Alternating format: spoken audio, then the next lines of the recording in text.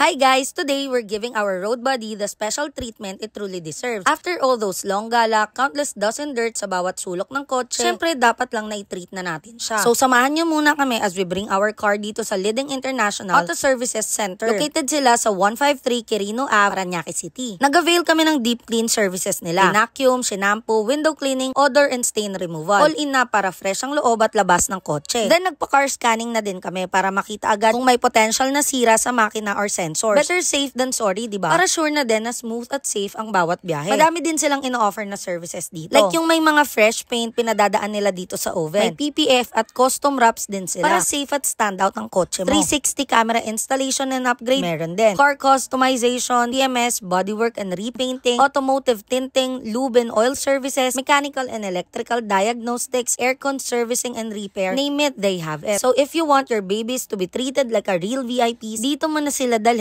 sa Liding International Auto Services Center. Sure ka ng maayos, malinis at quality ang service nila. Ayun lang, bye-bye!